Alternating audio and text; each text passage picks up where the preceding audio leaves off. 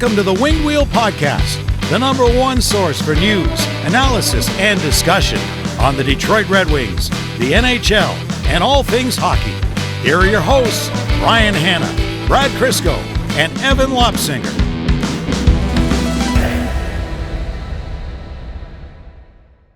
Personally, I think jumping the shark on outdoor games is the way to go if you care about the TV audience liking it.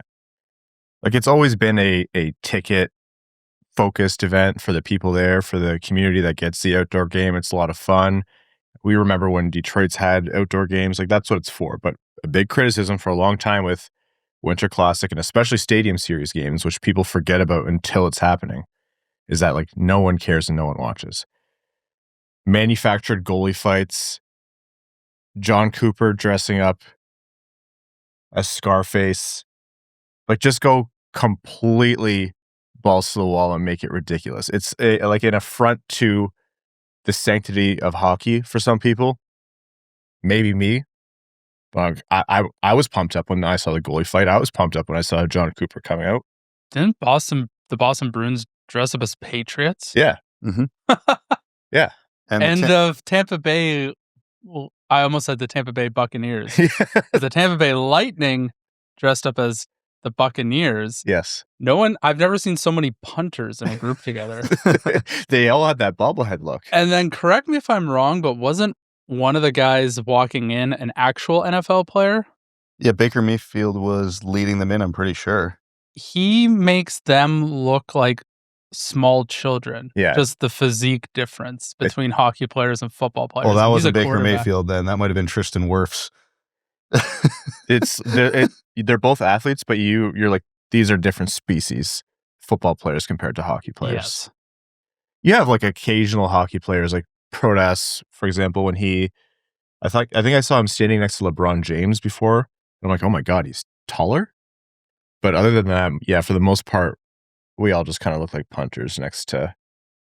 It was great. You know what? I'm not a big outdoor guy anymore, but I love how the teams are leaning into it as hard as they can. No dress code, so they can do all this goofy stuff.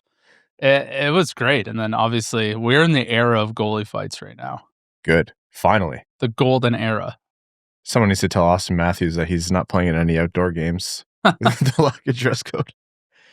All right. Weirdly, a ton happened yesterday. I don't think if you had any of this on your bingo card, my God. You should be committed. If Yes. you wrote that down on your bingo card, you should be committed to some kind of institution. I'm not sure the help exists that you need, but we're going to put you somewhere.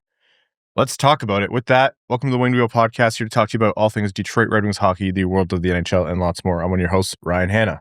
I'm Brad Crisco. And I'm Evan. On this episode of the Winged Wheel Podcast, recording bright and early for you, we are going to recap the two Detroit Red Wings games that have happened, the bounce-back win against Colorado and last night's loss against the Utah Mammoth.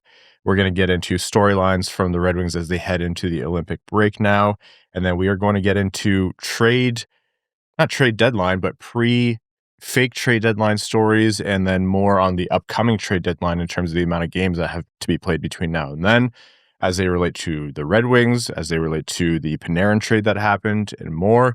We're going to get into some national news. I don't even know how to qualify the McKenna news, and whatever else we get into before overtime. Very quickly, Saturday, March 21st is Winged Wheel Podcast night at the LCA. It's the game against the Boston Bruins. wingedwheelpodcast.com/Red Wings to get your tickets.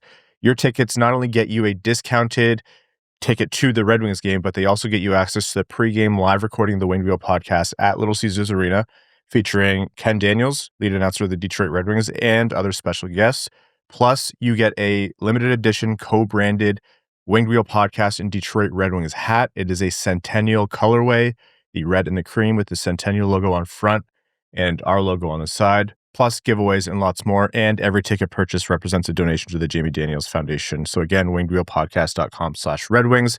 And if you want to support the show and help us run things like Winged Wheel Podcast nights at the LCA with the Detroit Red Wings, patreon.com/Winged Wheel Podcast. You get access to benefits like our bonus overtime episodes, which record right after these main ones. We let loose, we have fun. You get bloopers, you get thoughts with Evan It's a really good time. You also get access to our Patreon exclusive Discord, and you're automatically entered into all of our giveaways. For example, we give away 2 tickets to every Detroit Red Wings home game going directly to our Patreon supporters. So again, patreon.com/wingedwheelpodcast. All right. After that loss to the Avalanche before last episode, none of us had, speaking of things that weren't on your bingo card, none of us had a revenge shutout in Colorado on their bingo cards. That game was in Colorado? It looked like a home game. Dude, that's got to be so disheartening to be the best team in the league and still seeing all that red. That's tough. I mean, great for Red Wings fans. They always travel well. There's lots of plants hidden around the United States, but that's tough. That's a tough look for the Avs. I don't even think that's your fans aren't showing up thing. I think it's just the Hockeytown fans are so good. They're one of those teams where it's an insurmountable force. You see a lot of it with Toronto too, in some regards, like Ottawa, Montreal, Buffalo kind of thing. But Red Wings fans, yeah. It's a lot of fun, especially because it's the Avs. There's more red in that arena than Ottawa's ever seen in theirs. Their seats are red, maybe. Maybe. I don't know if they are. They usually have a tarp covering them. So Detroit wins on the road, 2-0 against Colorado, a John Gibson shutout, and what I would describe as the most important complete defensive performance of the Red Wings season so far. Yeah, they score in the first 30 seconds and the last 30 seconds and allow very little in between, which is not something I think you could have reasonably expected to happen. As good as Mo Seider is and as good as John Gibson's been, this is the Colorado Avalanche. The Nathan McKinnon-led Colorado Avalanche. If you said the middle 59 minutes of the game, the Red Wings are not going to score a goal, you would just assume they're getting their teeth kicked in. And that is not at all how that game went. No, I thought it was gutsy was the right word. We've said that a few times now. And I think that's a kind of a hallmark of what makes the Red Wings different this season, is that they had that gutsy performance after a pretty bad one at home. Go back to last episode, and we kept saying, like, you know, if you lose to the Colorado Avalanche after they're pissed off because they lost a couple of tough games in a row there, you understand it this season, especially with how they're going. But you didn't need to lose like that.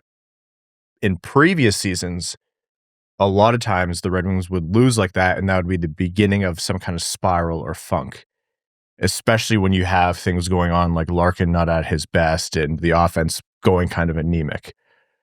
You're missing Simon Edvinsson.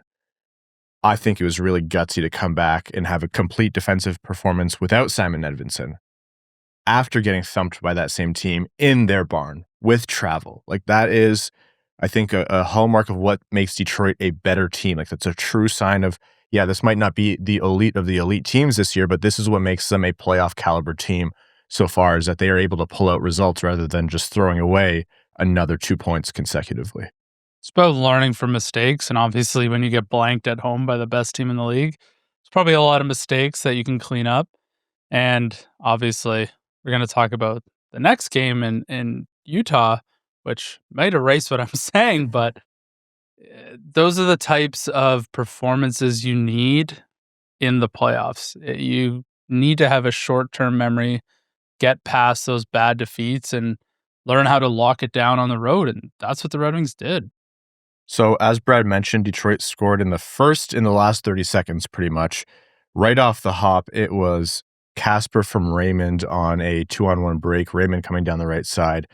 Does what he does. His deception, his no look, his ability to make a tough pass through a screen or through a defender, just on display again, and Kasper capitalizing there. Great to see Kasper's continued offensive performance keep going, and Lucas Raymond just showing off why he is one of the best playmakers right now of his age group, especially in terms of the up-and-coming offensive players. I don't even know if you can call him up-and-coming anymore. He's an established star in this league. So, amazing start, a crucial start, because after getting blanked, you don't really want to go another period without scoring. You're going to start to believe you'll never do it again, you know, running back the same goal as it feels like just a rematch. So, Detroit gets off to an important start, and to what you're saying, Brad, it's like, you didn't expect that to be it.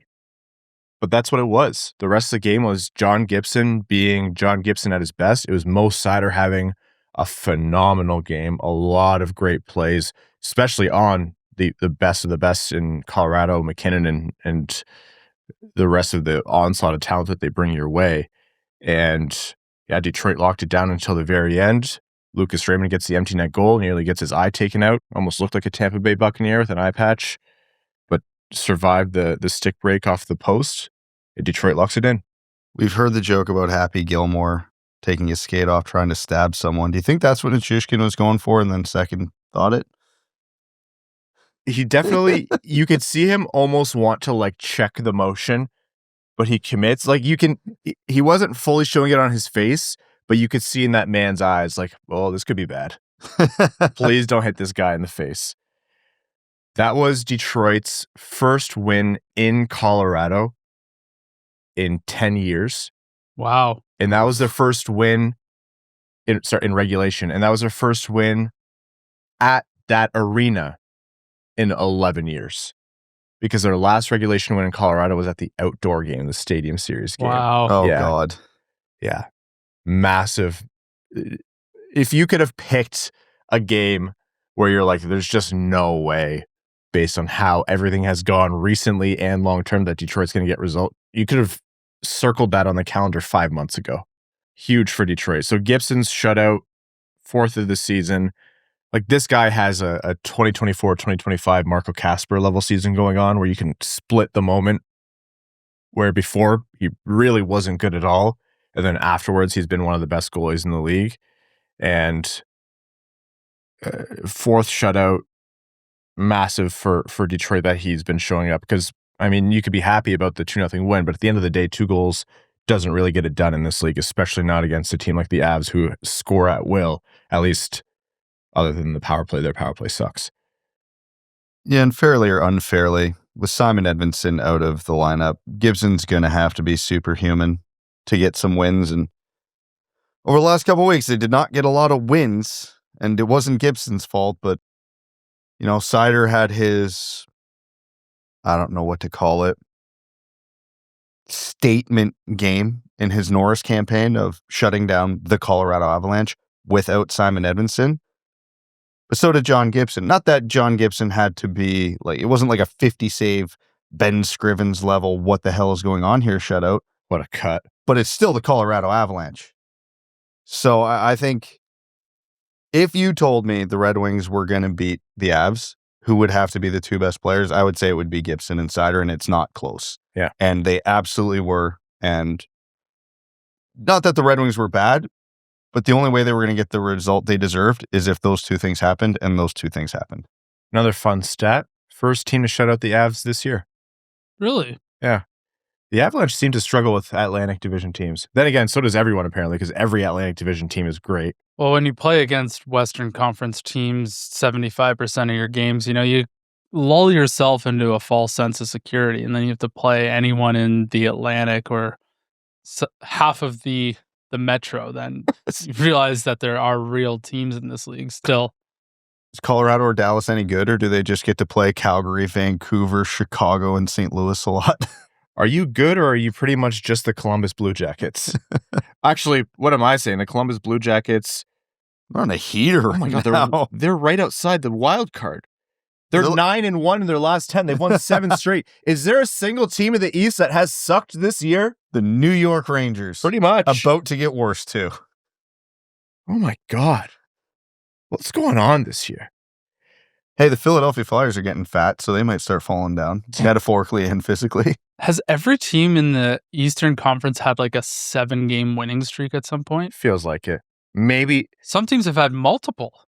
Like the Red Wings' 2 7-game win streaks last year would look very average this year. The second lowest amount of wins at home in the entire Eastern Conference is 13. Guess what the lowest is? It's the New York Rangers. Oh, yeah. Didn't they not score at home for like a month? Pretty much, it felt like. Yeah. Guess the number, though, of wins that they have. If the second lowest is 13 wins. Oh, okay. They have less than 13. They have less than 13. 6. 6. Wow. 6 wins at home. Wow. Imagine going to New York City MSG paying an absolute premium for tickets, and they have 6 wins at home. And Artemi Panarin's not even there anymore. It's great if you're a visiting fan, but if you're the home fan, oh man. I've only been to one New York Rangers game in my life. It was at Madison Square Garden. They got boat raced by Nashville 5-1, so I can relate a little bit. And you got engaged. Yeah, that was that week. Yeah, you got engaged that trip. All right, so Detroit gets a big 2 points, and they have 1 game remaining after that before the Olympic break. It's Utah a couple nights later, which is last night. We're recording, not even 12 hours after the game ended. And, you can't say you have to win that game. Let's not be dramatic here. But it definitely wasn't a continuation of efforts. I thought in the Colorado game, they were they played as a team. That was a team that went balls to the wall in terms of playing like a 5-man unit game and shutting down the best team in the league. And the Utah game was back to being disjointed, a little bit of a display of the warning signs we've been seeing for the past few weeks. Kind of felt like, you remember in high school when you knew, probably for university as well, when Christmas break was coming along, it's like the 2 days before, you're like, I'm not doing any work. Yeah. No. Teacher's pulling out the projector, the TV, you're watching Bill Nye or whatever. That's what it felt like. The Red Wings kind of knew that Christmas break was coming, and they're like, let's just, we'll see what happens out there. It's super bad where he's like, I've just been drilling holes for the last 2 weeks. School's almost over. Yeah, everyone stumbled into that break a little bit. Yeah. That team looked anemic. I mean, they picked it up in the third. They ended up losing 4-1 to the Mammoth, and I think as the game went on, I'm not going to say it was completely anemic the whole game like we've seen before, but as the game went on, they did pick up the offensive chances, and you do have to give credit to Vejmelka, who was outstanding when he needed to be, nearly perfect. But I don't know, that the warning signs we talked about last episode aren't necessarily gone just because they went out and beat the same team. Like, 2 things can be true. I talked about how this team is different because of how they rebound after a tough loss, and their warts are their warts, and I think we've seen them on display. It is crazy to me that with Simon Edvinsson being out this long, the defense has not been the biggest issue in my mind. Far from perfect. Mo Seider has almost exclusively defensive zone starts, it feels like, 27 and 30-minute games, and pretty much having to carry things on his back. But credit to the rest of the defense who have, for the most part, filled in and made this work. But that offense, it's even like the Copp Kane line, like that, all the fire and the juice is lost from there. Unless they're on a man advantage, the Red Wings, there's not really a single Red Wing right now who looks threatening 5-on-5, and that's what that game was. The break couldn't have come at a more perfect time. I think if you want to take a silver lining out of this game, and there aren't many, but if you want to take one, there's a part of me that's almost happy they're going into the break on a loss like that, because they've had a few too many of those lately, and I want them to sit on that for a couple weeks now, right? Like, if they went into the break after the Colorado game, sure, it's nice to go in on a high and feel good, but they'd almost be feeling too good going into the break given the 2 weeks of play leading up to it. This is a reminder that, oh yeah, we've been bad lately. Yeah. And now you got to sit on that for a couple weeks, and your cushion on a playoff spot isn't anything that would make you comfortable. They're going to be well aware of the scoring issues, so hopefully it's a kick in the teeth, a chance to reflect, a chance to rest and recuperate. Please get better, Simon Edvinsson, and then come back and hopefully come out of the gate guns a-blazing. Because I'll tell you, if they come back from this break and they look flat again, that's going to be a real tough look for the leadership group on this team. So they gotta capitalize on the relax, regroup, reset, playoff push. I fully agree about that being a silver lining. Obviously, you don't pick that. If you're a Red Wings fan, you would have loved, 8 of 8 points for your last 4, sure. But I mean, previous years, even from a fan's perspective, they're like, God, this break came at the worst time and it jinxed everything, or it ruined, the good mojo they had. And like, I think it can ruin a good flow. It allows other teams to reset. You're not seeing those guys day in and day out for an international hockey break. So at least you're not in that situation, but it's a couple of things. I don't think this team right now is performing to their level. And you're also seeing, I think, like, this point in the season, you've played a ton of hockey games.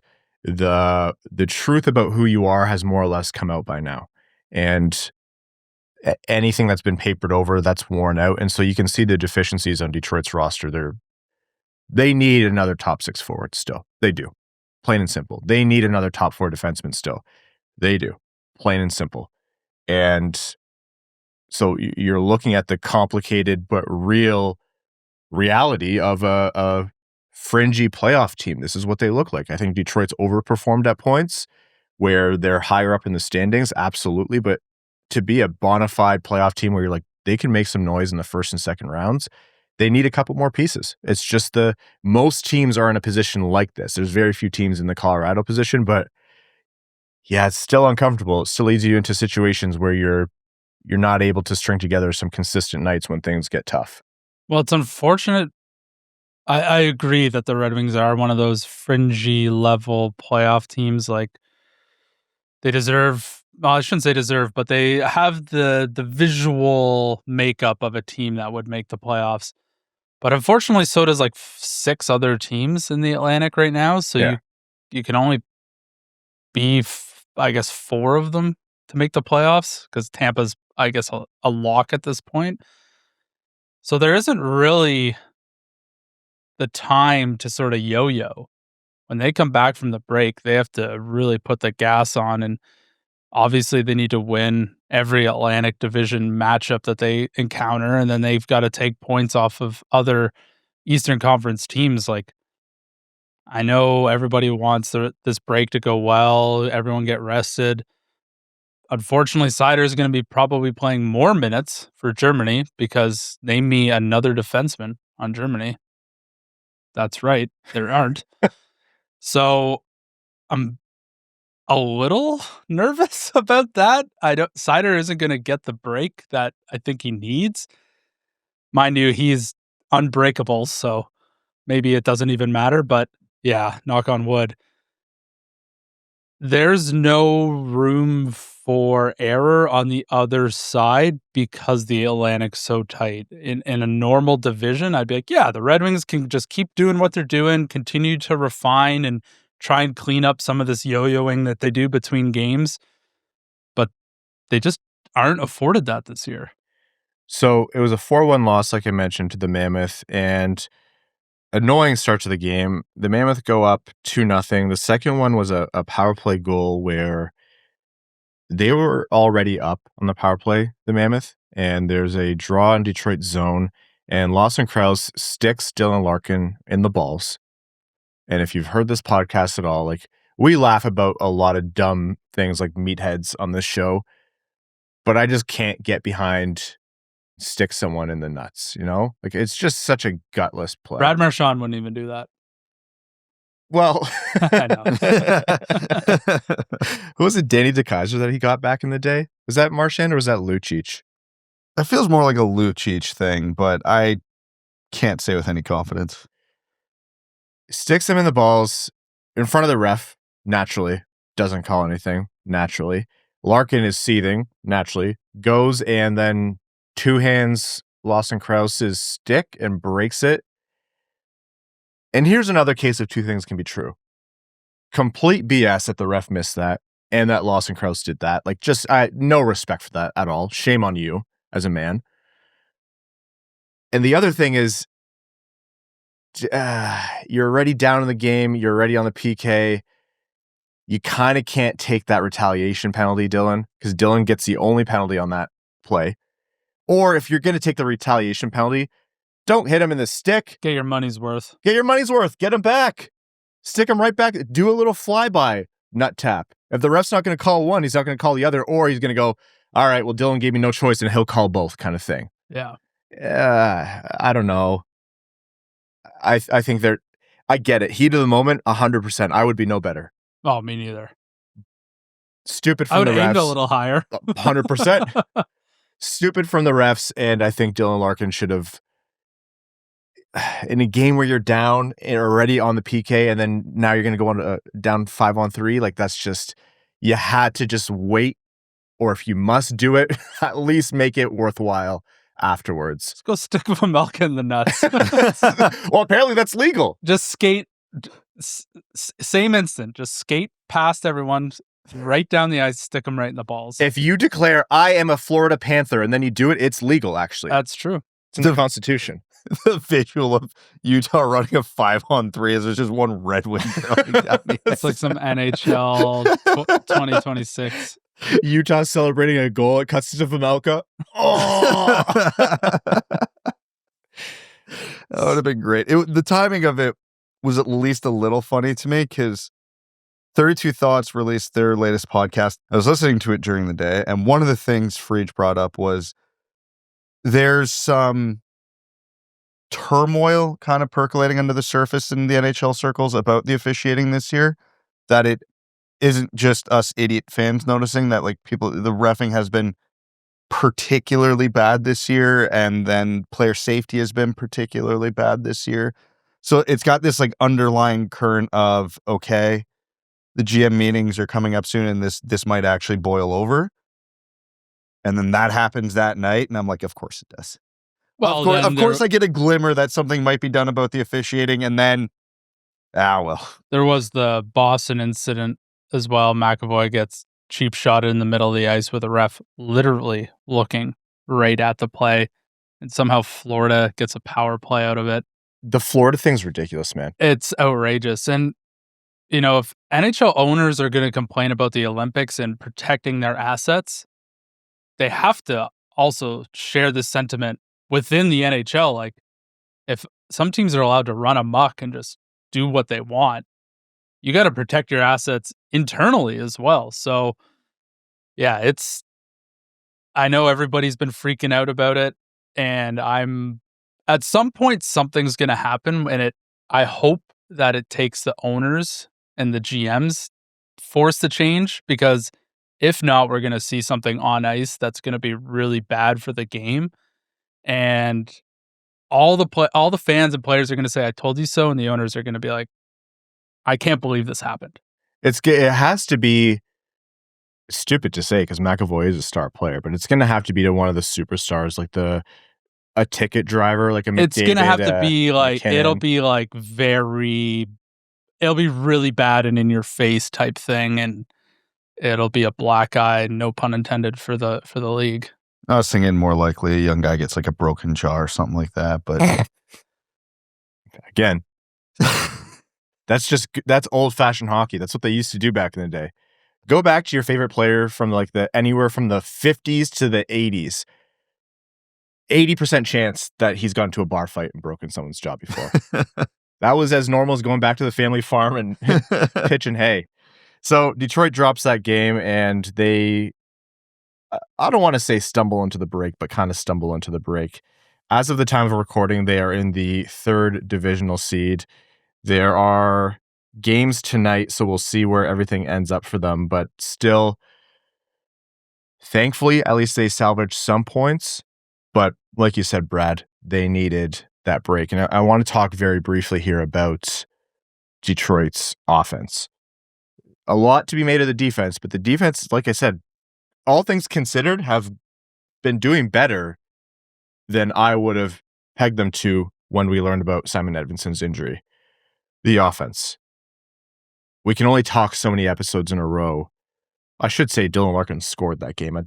Towards the end of the game, it was Larkin on the power play from Seider, who made a great bank pass intentionally off the end boards, and Raymond, and a tertiary assist to Ken Daniels, whose announcer's jinx that he put out moments prior actually worked. So thankfully Ken broke the shutout for Utah and got Detroit on the board, gave him a little bit of life.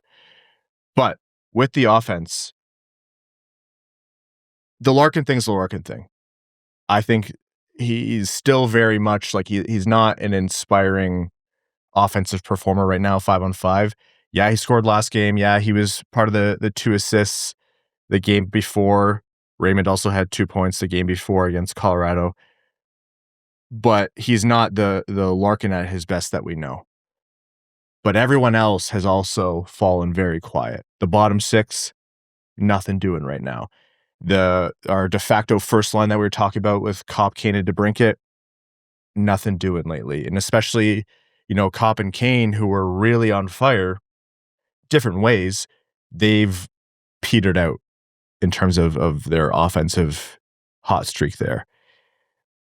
A little lull? Is that just attrition? Is that just the grind? Or is it like, no, this is back to reality until you add to it, you're not really going to see a lot of juice? It's both. The answer always seems to be both. We've talked about this team overperforming offensively all year, but that's mostly one line getting hot at a time and the power play being as good as it's been. This team was never built to be an offensive powerhouse. We spent all last season talking about where the goal is going to come from outside of the very obvious suspects. And for long stretches of the season, that's still been an issue. Yeah, Andrew Copp had a bit of a heater. Yep, JVR had a bit of a heater. But beyond those two, I don't think anybody outside of the obvious candidates has had any sustained offense. And I think the only real difference to this stretch versus the rest of the season is there is that mental fatigue, attrition, whatever you want to call it. And everybody's just kind of in the dumps right now. So I know this team isn't built to be an above average offensive NHL team. But then you factor in the craziness of the condensed schedule, the long season, they're hitting this wall. It all just kind of culminated in whatever the hell this garbage is that we've been watching.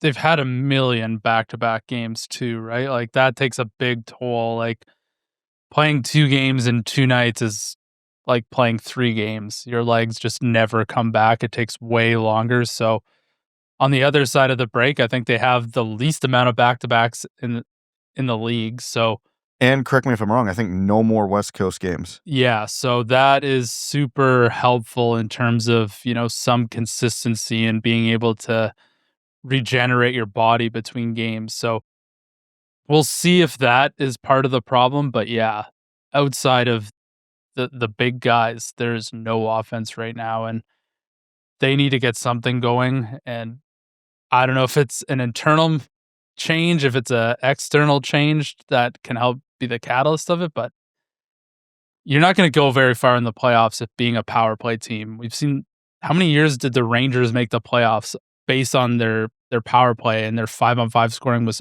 atrocious. Yeah. And then they just never did anything. So being a team that's quote unquote a power play merchant isn't really a recipe for long-term success. Now, there is a silver lining to this. Again, along the same vein that I was talking about earlier, the break comes at a good time because, again, the team's flaws were on obvious display leading into it, so it's front of mind for everybody. Not just the players, Steve Yzerman as well. And when we come back from the break, which there is a roster freeze right now, it's not that long of a gap to the trade deadline. The roster freeze means you can't complete a trade during the Olympic break. Doesn't mean you can't pick up the phone and call.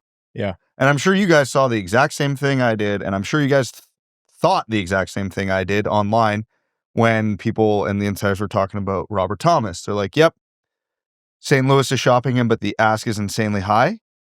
And then they posted roughly what the ask was, and we were all like, that's lower than what we were proposing. Steve, get on the phone. Wait, what are you stealing for our after break segment for, Brad? Because it's relevant to the conversation about where are you finding offense, and my answer right now is not in Detroit. You're robbing Peter to pay Paul, and you're both Peter and Paul. I won't add on to that then to save the content. With that, let's go to break, and when we're back, the NHL trade deadline and the world of trade rumors and how it relates to the Red Wings. More after this. We're in the thick of the hockey season and soon a playoff push, which means late nights, back-to-backs, and games that somehow always start right when you should be thinking about dinner. Between recording, watching games, and actually living life, or trying to, cooking a real meal just isn't happening for us on some nights, and that's where Tempo has been so clutch. Tempo sends fresh, chef-crafted meals straight to your door that are actually balanced and filling. Not frozen mystery food or anything like that. Everything's already cooked, perfectly portioned, and you're eating in about 2 minutes, which is huge when the puck's about to drop. We've been working through a bunch of their meals lately, and 2 standouts were the spicy buffalo chicken pasta, which had some nice heat and didn't feel heavy, and the Japanese barbecue beef brisket, which was tender, savory, and legit felt like a sit-down meal, not a shortcut. What I like is that Tempo just doesn't lock you into one lane or anything. Whether you're looking for a protein-packed meal, something lighter, or just consistency during a busy stretch of season or whatever you have going on, there's always something that fits. New recipes rotate weekly so it doesn't get stale, and it keeps us from defaulting to takeout during those long hockey nights. For a limited time, Tempo is offering our listeners 60% off your first box. Go to tempomeals.com/wingedwheel. That's tempomeals.com/wingedwheel for 60% off your first box. tempomeals.com/wingedwheel. Rules and restrictions may apply.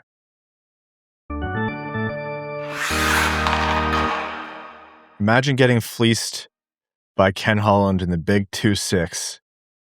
What year is it? 2001? Like, what a weird ending to the Panarin saga. Artemi Panarin traded from the New York Rangers, doesn't sign the 4 to 5 year, $50 million extension that was reported that he was looking for. Out of all the teams that, the Rangers were talking to, apparently in the end, his agent told the Rangers like 2 hours before the trade happened, actually, he only wants to go to LA. Gets traded for way less than what the ask was that was out there. And then he signs a 2-year, $11 million per year extension. So instead of a $50 million deal, he takes a $22 million deal. Which in LA with the taxes, that's like he's getting $11 million. Yeah, he's doing some Uber Eats on the side to supplement. Yeah. And they retained 50% of his salary for the remainder of the season.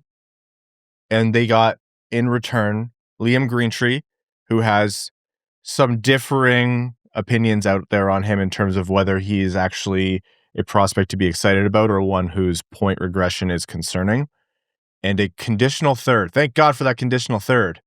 They upgraded from the default and a fourth to make a terrible trade offer go through. So Liam Greentree and a conditional third. What is the Red Wings equivalent of Liam Greentree and a conditional third?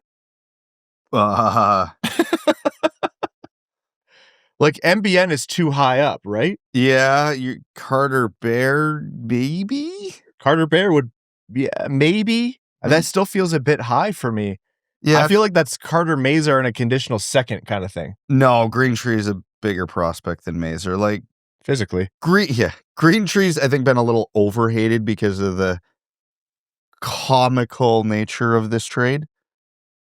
He's not a super high-end prospect, but he's not a bad prospect.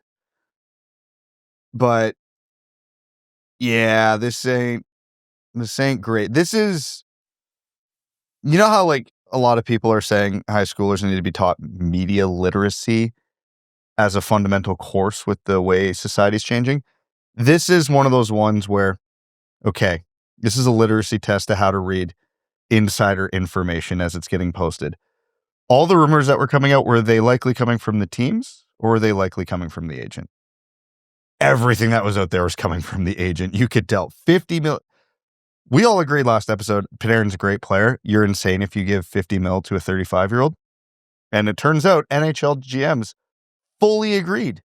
So I was listening to Vince, I'm going to butcher his last name, Mercogliano, one of the Rangers beat writers who is very in touch. He said, I'm not saying this verbatim, but basically the story was Drury had very little to do in anything in this trade. It was Panarin's agent was calling around teams to basically he was a free agent, negotiating contracts, yada, yada, yada, to see who Panarin might be interested in.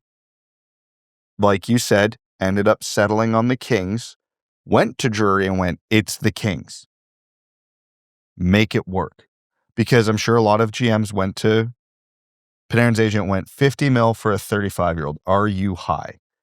And Panarin, obviously, Steve Yzerman, very, very, Yes. yeah. Panarin, obviously, very picky about destinations and locales. I don't think anybody's surprised. Chicago, New York, and now Los LA. Angeles. Yeah. After this is PSG and then Real Madrid. Oh my God. So it almost sounds like quite literally everything that got put in the media was from Panarin's agent. Everything that was being negotiated was from Panarin's agent. And at the last minute, Chris Drury got involved and went, all right, who am I negotiating a trade with? This is a masterclass in just getting run over by an agent. Yeah, it's not great. So from a Red Wings perspective, it was put out there that like the Red Wings were interested, but they were among one of the many teams that Panarin was like, there's just not an extension possible. Like I don't want to extend there. As you can tell, like Panarin didn't exactly pick for the biggest chance at winning, picked for based on where he wants to live. And most teams were out of the running at that point. Winnipeg was like, shoot, we're almost there. Gosh, dang, Calgary and Edmonton neck and neck. Almost there. I'm happy it didn't end up being Tampa Bay because I'm like, yeah, okay, you can automatically seed them into the Cup final as it seems right now. They don't need even more over the next couple of years. But that's where Detroit fit into this. But yeah, I understand what you're saying, Brad. And I can see like how it led to this happening with Chris Drury. You can look at other situations in the past though where guys like, I'm only going to that team. Alex DeBrincat. Well, they didn't do well in that trade. Yeah, that's true. But there was other ones where they did a bit better. I don't know. It's tough when you get handcuffed like that.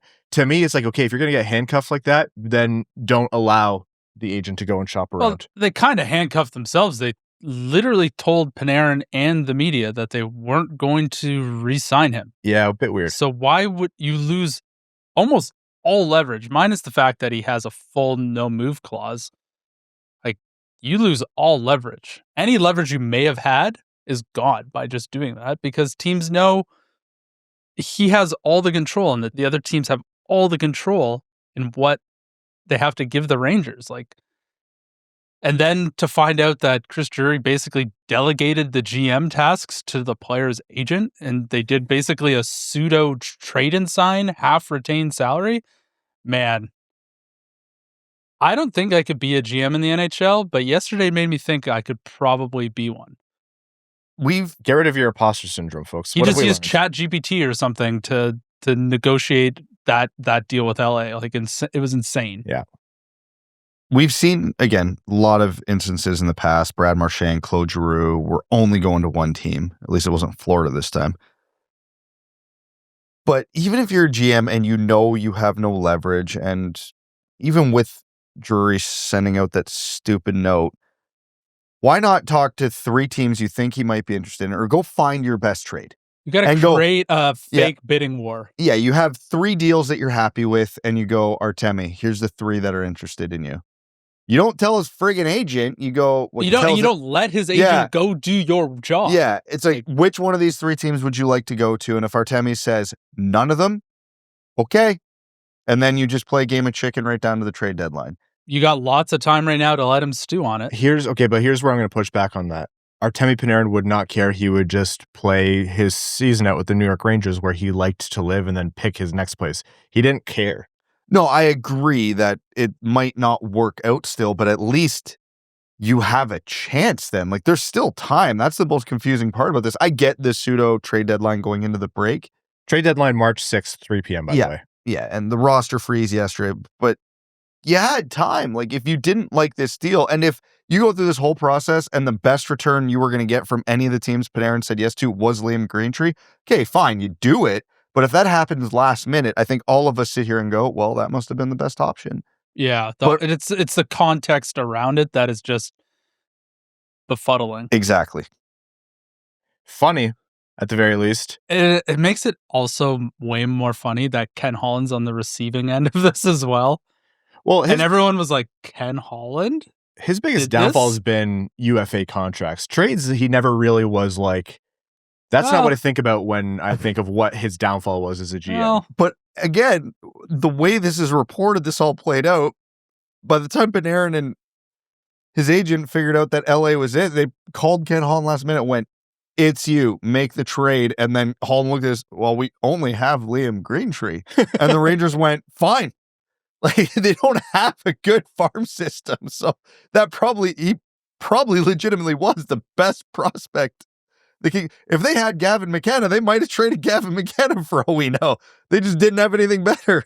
Yeah, it's one of those things. Maybe this whole thing was just kind of more locked into place because like that whole agent calling around thing, I get what you guys are saying. It happens I don't know to that degree, but it happens way more often than people think.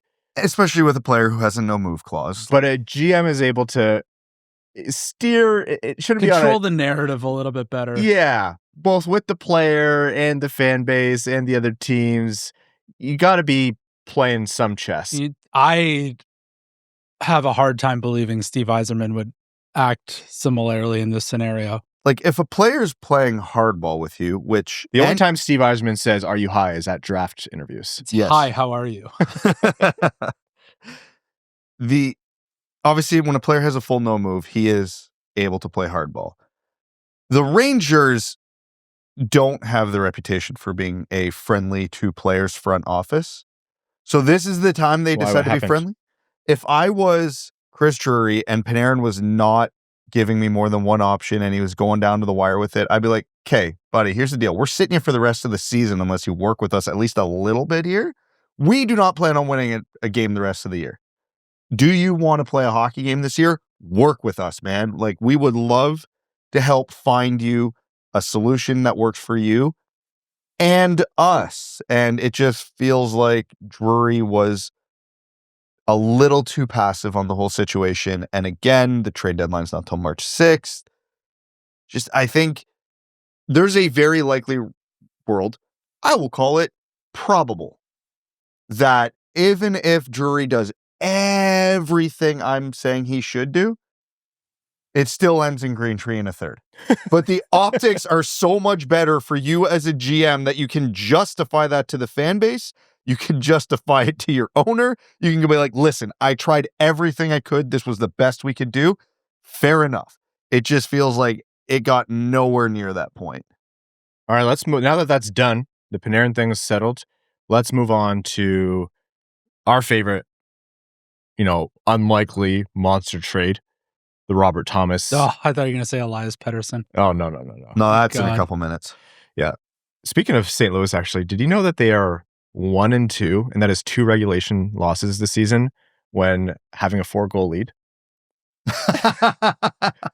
One of those How's losses. that possible? You are under 500 when you were leading by 4 goals this season. Who are they, the Leafs? Oh my God.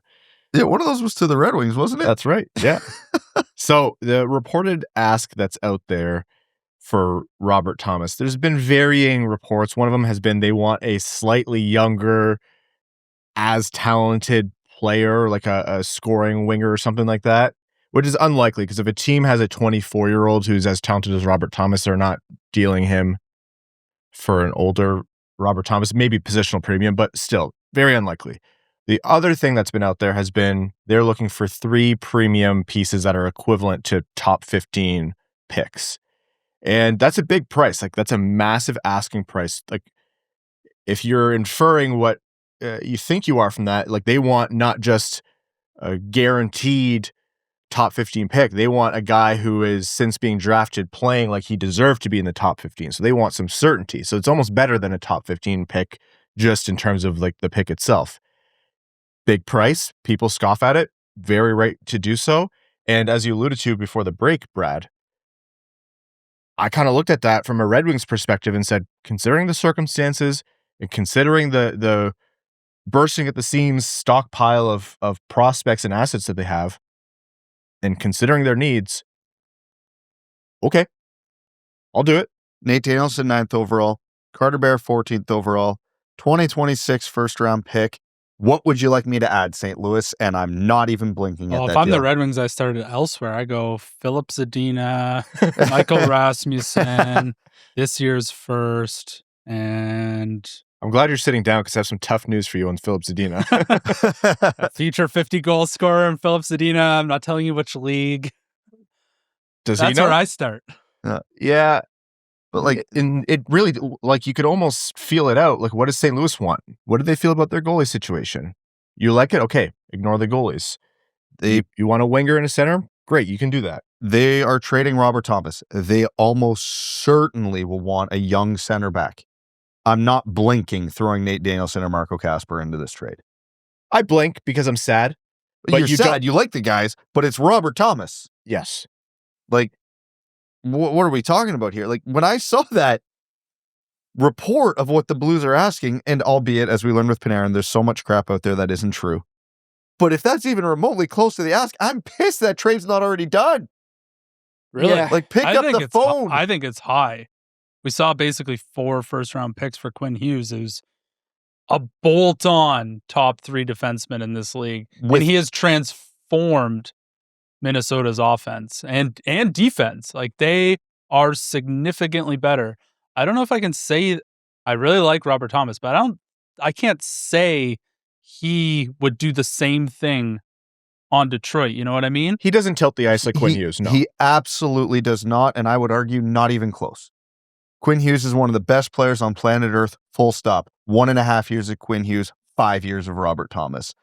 At a unbelievably reasonable cap hit for a guy who is usually around a point per game, 200-foot center. Not to rehash the Quinn Hughes things, but I don't think Minnesota thinks of it that way.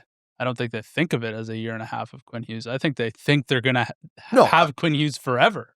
No, you're right. But even at that, let's say they get that extension done, which I would agree is likely. That next contract's $14 million, $15 million. If it's 14 or 15, that's a bargain. No, it is. But Robert Thomas is a 200-foot point per game center for $8 million. He's making, 8.125. That's Lucas Raymond level money. Like, that is, if you're willing to part with essentially 4 top 15 first round picks, I'm not only looking at Robert Thomas. I'm looking at every other team who might have a player at that level, whether it be a guy on a 5-year deal or a 2-year deal. Like, if you're willing to play with that many assets, there's a lot of players that should be available. There might even be players that aren't available. And you call a GM and they're like, you're willing to give us 4 first-round talents for anyone on our team? Absolutely. So as much as I'm in agreement with you guys that Robert Thomas would obviously make this team a lot better, I think you need to do your due diligence on that amount of assets, because I think there's a lot you could do with that. Well, I agree you need to do the due diligence, and I'm not saying what you're saying is wrong. Do what Chris Drury didn't do. Exactly. But there are almost... Chris Drury thought he was free from the conversation. Could turn the podcast back on. Is there even a half dozen teams in the NHL right now who are actually going to be selling this year by the deadline? Yeah, they're all in the West. St. Louis, but you look around those teams. Okay, well, who are the obvious sellers that have centers of this caliber available? Vancouver, would you prefer Robert Thomas or Elias Pettersson? Shut up. Calgary, would you prefer Robert Thomas or Nazem Kadri? That's not But these are the guys that are out there right now. If you go 4 first-round picks for Nazem Kadri, I'm done with this podcast. I agree. I don't want to trade for Nazem Kadri at all. How did we get inflated from 3 to 4? We were talking about 3. But what I'm saying is, I agree with Evan's point about do your due diligence, but I think this market is bone dry. And if you're giving up these types of premiums with the guys who are possibly available, it's Jason Robertson or Robert Thomas. There's nothing else. But if you don't have Robert in your name, you are not available. I would do that in a heartbeat for Jason Robertson. Yeah, I would too. Do a contract. Yeah. He's due a contract. But I know. I honestly am willing to take that risk. He's top 5 in scoring in this league. But he's also eligible for an extension right now. Yes, so you don't. Yeah. Is he an RFA? I think as well. Correct. Yeah, RFA so that helps. It helps a lot. Well. It's not the Quinn Hughes situation where the Red Wings could not extend him even if they wanted to. But if we're giving up these types of assets, and again, I will agree, Jason Robertson's a better player, but I still have 2 tiebreakers that push me to Robert Thomas, which is center, cost controlled at $8 million. Robertson's going to get $12+ million. That's absolutely worth it. He absolutely is. And if Robert Thomas is a hard no and that trade doesn't work out, I'm not blinking and just going and throwing the same trade package at Jason Robertson. But given the choice, I would rather the younger cost-controlled center. He's not younger than Robertson, but the young cost-controlled center for what is likely to be $4+ million less than Jason Robertson's going to get. So, again, I'm perfectly happy with either, but I think Robert Thomas is the better fit given what's out there right now.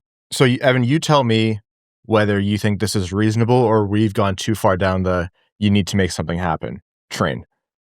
Not even like it needs to be Thomas over Robertson or Robertson over Thomas. Like this is going to be very confusing. I'm legitimately, for varying prices, I'm on board with Thomas, Robertson, Pettersson, or even like you said, Evan, you send a memo out to the league saying, hey, this is the deal I'm about to make. If anyone wants to if this shakes anything loose on your teams that you weren't thinking about, you have 3 hours to call me. Otherwise, it's going through. Any one of those guys, that's where I'm at, where I'm like, you do any of that. Are you thinking that's reasonable, or am I being too impatient and too unreasonable and trying to spend all of Detroit's assets just to make something happen? Yeah, that's the other thing, right? Do you want to spend your entire budget on one guy? Like, that doesn't really strike me as a Steve Yzerman type move. I know the Red Wings would desperately love to add an elite player into the top 3, top 6. But he hasn't done that yet. So until proven otherwise, I'm not convinced. But I think that's that's kind of the approach I would take. Be like, hey, everyone in the NHL who sucks this year, this is what we're thinking of doing. Put it in the group chat with all the GMs. Be like, hey, this is what we're thinking of doing. Not sure what direction you guys are going since we last spoke. This is what we have available. Give me a call if you want to discuss some of your players. I think you could absolutely shake guys loose from other teams. P.S. If you leak this to Elliot Friedman, I'm going to Gavin McKenna you. That's right. Regards, Steve. The one thing I agree with that point too. There's one thing I'll push back on. The Red Wings could literally give up, and this is probably more than I'd be willing to pay for Robert Thomas, but they could literally give up Augustine, a first, Carter Bear, and Nate Danielson. And that cupboard is far from bare for the Red Wings still. They still have MBN. They still have Kosa. They still have Plant. They still have like a lot. Buchelnikov's lurking around. Yeah, they still have a lot of prospects. Brady Cleveland. Anton Johansson. Bunch of first-round picks beyond 2026. You guys say our left side of the D isn't locked up. I say that's ridiculous. But they are a team that is uniquely positioned to massively overpay for one of these guys and not like absolutely handcuff themselves for the foreseeable future. They could literally go out. There's a scenario here where they could go give basically the equivalent of the same package for Jason Robertson and Robert Thomas and afford both of them. Like they could do it. Well, I mean, if that happens, then I'm like, assets. I do not care about picks and prospects if they land both. If you land one, it's like, all right, we're entering the dance now. If you land both, it's like, we are firmly here. Watch out, Tampa. Well, that's what we're going to be thinking about as we barrel towards March 6th. Not a lot of games between now and then, but it is about a month away. Let's get to some league-wide news and notes, as well as notes on the Red Wings. I should mention, actually, in that Red Wings game, credit to Travis Hamonic. Talk about throwing it back. Takes exception to a hit from Tanev. Beats him up, takes his bucket off. You see the mustache after. I'm like, say what you want about Travis Hamonic, and God knows we have. Dude looks cool while doing it, at least. Credit to him for trying to spark the team that game. He almost scored a really nice backdoor tap in, too. Yeah. It just hit the post. It happens. And then the game before, shout out to Mickey Redmond with the neck brace and all, jumping on the broadcast from Ozzy's house, Ozzy's backyard in that rink, which has got to be one of the sickest setups in Michigan. I love those broadcasts. I think they're so much fun. It was also such a nice, like, warm return after like a bunch of national games, it felt like, to have, Ken back on the call and you see Mickey Redmond for the first time since after his surgery. That was cool. It's like being home from university. Some things just feel right. Yeah. Mick's he's such a workhorse, man. He's such a dog. I know. He's the best. He just probably elbowing all those kids on the outdoor rink right in the face. Some broadcasting news. This is relevant to the Red Wings, obviously, because of ownership, but the Detroit Tigers are reportedly severing ties with Main Street Media per the Sports Business Journal. And I think this was Tigers Torquemile, whose tweet I'm reading out here. They said the Illich Group is expected to take the Red Wings along with the Tigers to MLB Media, which would provide some production and distribution services for the Red Wings linear broadcast in Detroit. The Wings would also likely move to the NHL Game Center app for their digital broadcast. So with the whole FanDuel, the broadcast kind of turmoil that we've had over the last few years, that could be another step that's coming. Now, some folks have asked, I don't think this isn't going to result in a change in broadcasters or anything in terms of who you see on screen calling the games, just based on who's an employee of the team, whatever, but just in terms of how we receive the games, that could be changing here. So keep an eye out on that. Hopefully for the better. There's a bunch of finance stuff that goes into it that I'm not going to pretend to want to bore everyone with today, but as long as things move towards the games being more accessible, I think that's what matters most here. Barry Trotz announces that he's stepping down as GM of the Nashville Predators. He's going to stay in the role until they find someone. And what a wild ride that's been. Barry Trotz, one of the most legendary head coaches in NHL history, comes in, does a god-awful job with the Predators. Unfortunately, you like the guy and you want him to succeed. I was happy to hear that it had nothing to do with like health or anything. He said he, needs to spend more time with his family and whatnot. I don't know if there's anything else that you can read into there, but still, it's not a storybook return for the Preds. He turned them back 5 years, but in the way where he signed guys who were in their prime 5 to 10 years previously and just anchored that team into the basement. Not good. Not good. Ideal. He fired himself. That's never good. No. Yeah. Even if it's a, hey, we're going to let you, resign and keep your dignity kind of thing. And then an ownership group that includes Nick Saban and obviously Haslam owning that team. Like they said they're going to bring in an outside agency to conduct the search, which is technically against NHL and NHLPA rules. That's a funny time right now. I actually don't hate that Nick Saban's going to be involved in that. Like, obviously he ran Alabama to many national championships. He knows how those types of people need to think. Mm. I think you could take someone outside the hockey world, which actually might be a benefit given the state or the boys club that the NHL is at all times. Having him as an outside person and interviewing candidates, I think is a great thing. It'll give some outside perspective that I think the NHL has been sorely lacking for a long time. And Saban has one of my favorite college football quotes of all time, which might actually relate very well to this. He said, "We don't win because I'm a good coach." He's like, "I'm not a good coach, but nobody's going to out-recruit me." Yeah. And in a search for a GM, he was very correct in what he did in Alabama. See if that translates to NHL GMs. You have to be a very good delegator in those types of roles, and you have to know how to put the right people in the right positions. And the GM is a no bigger position in hockey, really, for the success of a team. So if you think Nick Saban has the skill sets to evaluate those types of people, I see nothing wrong with that. It is going to become unfortunate, though, when the Predators lose multiple first-round picks for being caught paying undrafted prospects. It's just old habits die hard there. And then the news that was somehow bigger than the Predators news, the Panarin news, anything else. Gavin McKenna is facing multiple charges, including felony charges, for an altercation at or after a bar wherein he broke someone's jaw.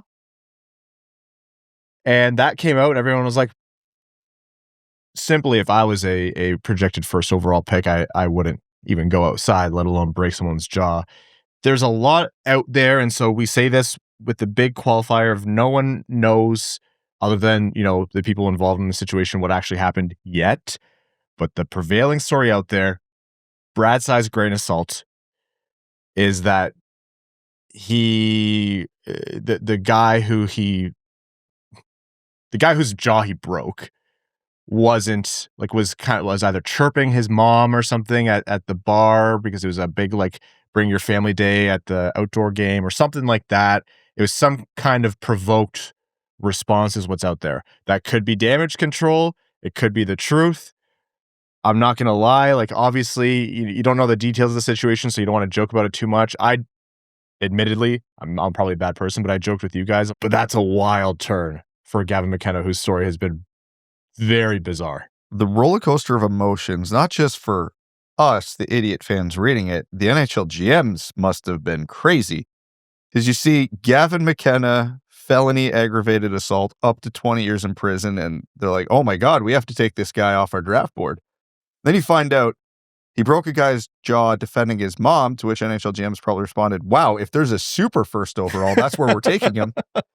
Yeah, if that's a story, Nick Saban's dropping 50 grand in his account right now. And then it's like, well, did this actually happen? And then people are pulling up his last Instagram post where all his teammates are commenting pictures of UFC fighters below him.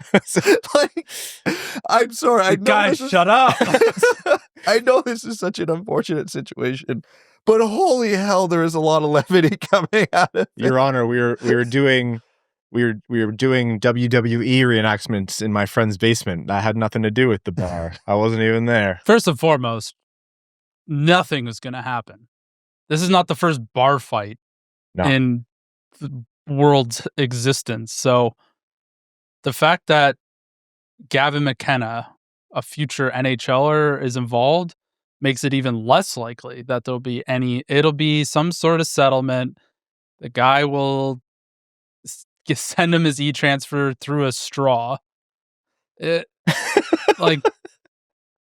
nothing will come of this. Should Gavin McKenna be absolutely one-punching dudes at the bar? No, probably not. That's probably not a good thing to be doing, especially in the days of social media. There's definitely some GMs who are like, wrote his name number 1 overall in permanent marker, which is cool too. Berkey's looking to get back in the game now. He's like, I need to draft that kid. As soon as I saw that tweet yesterday, I was like, somewhere Brian Burke is so fired up. So, like, there's so many different things to think about. Find me Kevin Lowe. Yeah. So many different things to think about when this broke, and good and bad and everything in between. But I definitely did not have that on my 2026 bingo card.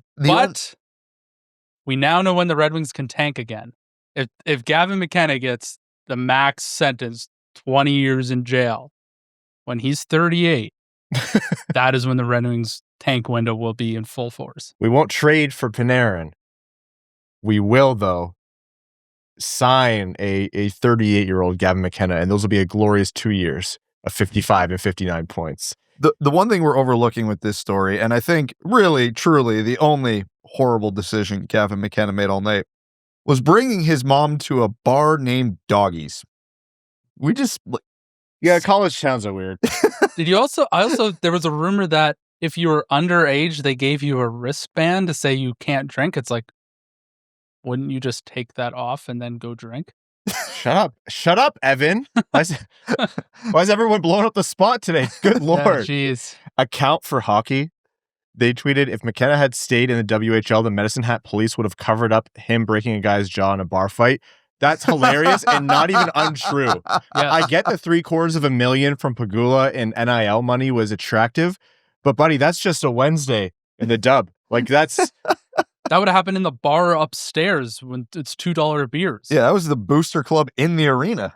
They would have immediately said, oh, was it, Tom? Was he running his mouth about someone's mom again? Yeah, that's good. That's good target practice for Gavin. I'm glad he's getting that in now. Yeah. Oh, okay. We're going to take a quick break, and when we're back, overtime. We're going to overtime. Overtime is brought to you by our Patreon supporters, patreon.com/wingedwheelpodcast if you want to support the show. Again, the bonus overtime episodes. There are going to be a couple bloopers leading this one. The Discord, the giveaways, all of that and lots more. And you allow us to do everything that we do in this podcast, including continuing to run the podcast, to run events like Winged Wheel Podcast Nights with the Detroit Red Wings and the Grand Rapids Griffins, and so much more. We don't make any money from those events. The money that doesn't go to the teams goes to charity, to the Jamie Daniels Foundation. So we're able to run those events because of our patrons. So we can't thank them enough. Again, patreon.com/wingedwheelpodcast. Let's take some questions from our patrons. The Dandy Man Can says, I know this isn't a Rangers podcast, but what do you think about Gavrikov and how he feels after taking less to play with Panarin and then Panarin forced his way to Vlad's old team? I had not even thought of that. That's got to be a weird feeling. You didn't pay attention to what was happening in New York all last year, like, this is very much on the table. That's the risk you took. No sympathy. You should have gone and played with Mo Seider. He's not going anywhere. Yeah. Man, if Gavrikov shakes loose, wouldn't hate that. I also think you're not giving Ed enough due for driving offense. I know he's not a forward and he isn't a huge point producer, but without him, we have exactly one D-man who can take the puck away and make a solid breakout pass consistently. Sending play back the other way is something we couldn't do at all in Utah, and usually too many people touch the puck for the breakout pass to get an apple, but we need it bad. That and going from winning nearly half the minutes of the game thanks to the Mo-Ed pairing to now just trying to survive for 60 minutes. All very good points, and alluded to it earlier with all of Seider's starts now seem to be in the defensive zone. It might not be massive points on the board, but no, that's, I think, very well stated. Gretzky had it, lost it, says any team with JBD on its top pair would look like the Red Wings do right now. Yzerman has to do something. It's true, but what we have on the blue line overall is comical right now. Yeah, like, I keep saying it could be so much worse. It should be so much worse with this blue line on paper right now, with Edvinsson out. I'm shocked it's not been worse. Credit to guys like Johansson, JBD, Sherratt, etc. for making it work, and credit to Trent Yawney, but you're risking it by letting it hang this long. They're punching above their weight class big time right now. A lot of similar comments here. Nicholas Squidstrom says if Yzerman doesn't make a move at this deadline, is he just fundamentally broken as a GM? If not now, when? And people wondering about Yzerman making a move. It seems like I'm almost never a you have to make a move this deadline person. I think if you are serious about making the playoffs, you have to move. You got to force it a little bit, I think. If the Red Wings have any ambition of getting a taste of the playoffs, I think they need a little bit of a boost. It's all context dependent for me as usual, but yeah, I think I'm on the little more aggressive side. Like, if something happens, like we were talking about with the reported ask on Robert Thomas, if another team makes that deal for what is around the reported ask, yeah, I'll be pissed, because why did you not outbid that? And Thomas has control. A little bit, yeah. And again, it's all context dependent. But you're a GM in the NHL. You have to force the issue sometimes. So again, if nothing happens as trade deadline and the reported ask from everybody was insane, and okay, well, if nobody made the deals, then it's probably a result of the team holding the player. But if there's a lot of deals and the Red Wings are standing on the outside looking in again, it's a bad look. Yeah, all the reporting that's out there is that Yzerman really wants to get something done and he's really working it. And from everything that we've been hearing, that is more true than it ever has been. There have been previous deadlines where I thought Yzerman was, like, even way before the deadline, Yzerman was really grinding on things big and small. And I think this year is the loudest that's been. But at the end of the day, it's got to translate to something. I get what you're saying about context, Brett. You're not wrong. But I kind of irrationally, like a caveman, lean towards what Evan's saying, which is you gotta find a way to force the issue. Which is, I know what you're saying. Like, you're a GM, you gotta make it work. It's gonna be even tougher if, like, Montreal makes a splash after the Olympic break. It's like, okay, the teams around Detroit who are trying to make the playoffs are bolstering their lineup. Puts a lot of pressure on Detroit to try and match them. GH says, now with Ottawa seeming to be out of it, any interest in trying to talk Giroux into a playoff run? Or asking about Cousins? You said you wanted a psycho. They love Cousins. That would cost a lot. Not the kind of guy I would pay a ton for, but if they're for some reason moving guys on the cheap, there's various assets there. But I think Ottawa's the kind of team where they're more likely to stand pat. The only way they're making a trade is to get a first-round pick back. They also know they're not actually bad. Yeah, they're only bad because they had historically terrible goaltending. And they'll only probably move rentals, if anybody at all. And Yzerman's been reported to only be mostly interested in players with term. Ottawa thinks they're going to be good next year, so they're not moving players with term. It's just, I see a hard time finding a fit here. Ottawa is 8 points out of a playoff spot with a game in hand. They could easily be right in the mix with everybody else if they had below average goaltending. Adam Ernie Slander says, it feels like the collapse has started and we're going to miss again. If we do in fact miss, Does Steve take a long look at giving Mo the C this offseason? Every year, it seems like Larkin disappears at the most important time, and it reflects on the rest of the team. I don't think they would strip the C from Larkin. I don't think they would do anything dramatic like trade him, but I will guarantee if they miss the playoffs again, and he is a big reason why, like you said, he disappears again, there are going to be some pretty friggin' brutally honest conversations between Yzerman and him at the end of the year. And where I'll push back is I don't think you can say the collapse has started again. I think it's very fair to say all the warning signs that have been there in the past, a lot of them are there now. And so you have to figure out how you're going to be different at this juncture than you were in previous years. But I'm not quite waving a red flag yet. There's just smoke coming up from under the hood, as Brad put it. Hale Bay Jr. says, you guys mentioned Jacob Trouba last episode. How different of a position do you think we would be in if Yzerman's attempt to acquire him had worked out? You know what? Mildly better, but I can't say worlds better. Like, this team has still, in terms of results, we're talking right now about, there's warning signs on this team and their play is concerning. It's only really been the last couple of weeks where that's affected results a ton.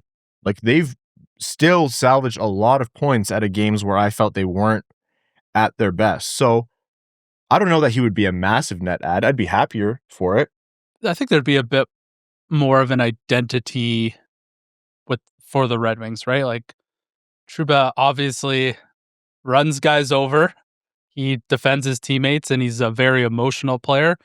I think the Red Wings could have really used that at times this season and in the previous season.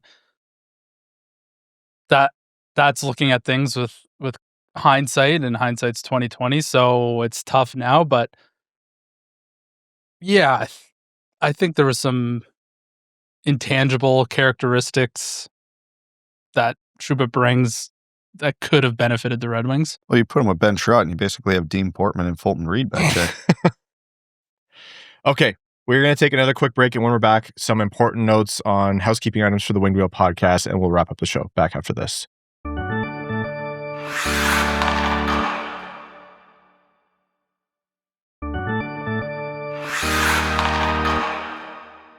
All right, welcome back. Just some housekeeping items and notes to wrap up here. Again, wingedwheelpodcast.com/Red Wings if you want to get your tickets to Winged Wheel Podcast Night at the LCA Saturday, March 21st. Once the tickets are gone, they're gone. You are going to need to get them quick, especially if you want. Gondola tickets are almost out. I'm looking at, maybe a dozen here remaining.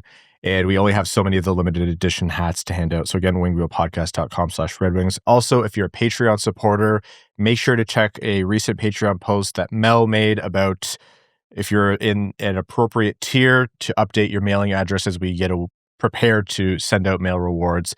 Or if you're interested in becoming a patron or upgrading your tier to those reward levels, there'll be some more information there for you as well.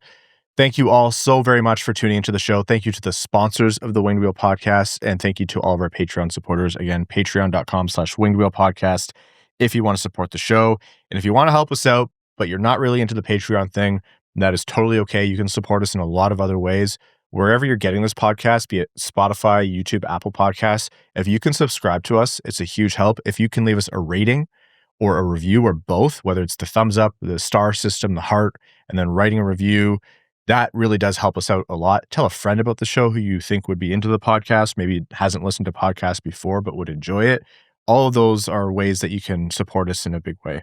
To our name level supporters on Patreon, we cannot thank you enough.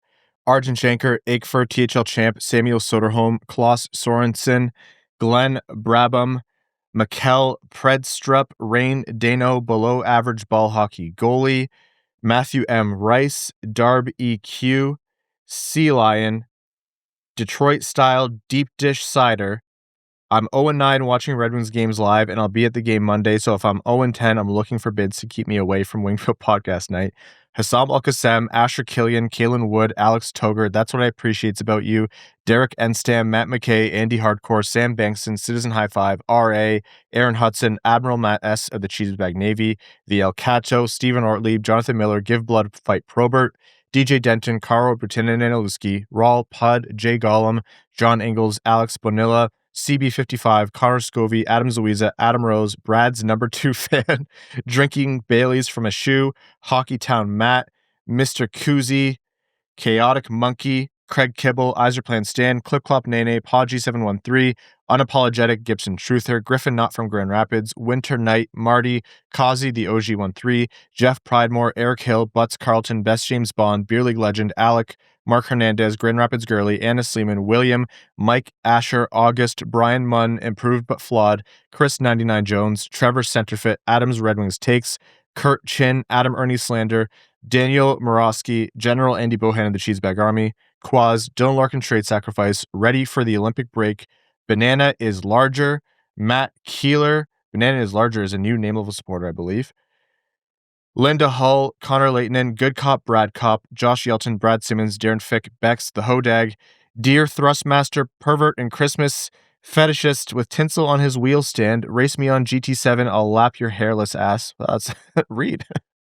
200 foot, High Compete, Maximilian, Commander Ben Baron of the Cheesebag Space Force, Sandin-Pellikka's Pet Pelican, Griffey Boy, Pucking Puck, JM Rhapsody, Frank Stanley, Rosie Posey, that other guy, Tom Yzerman Respecter, Carl Thames, Nerno, The Hat 123, Steven, brand new name level sponsor, AA Ron, Corey Prida, All Motor No Hands, Gene Sullivan, Stinky Britches, James Pridemore, Upernadian, Adrock, Jablonski, Drop the Puck, Eric Nance, and Stanislavski, Jim, Bellingham Acid Balls, Wings fan in St. Louis, Scott, Lucas Raymond, Cop Scumplip, Trent Thorough, Grepsky, Evan Beckner, C.E. Hayes, Finney to the Rafters, Jacob Marsh, Falkness, Fight Night at the Joe, Axel's Sandy Pelican, The Octopi's Ninth Leg, Finney the Pooh, I'm Evan, you're Evan, we're all Evan, Will Utley, and your second favorite patron. Thank you all so very much. We will talk to you Sunday.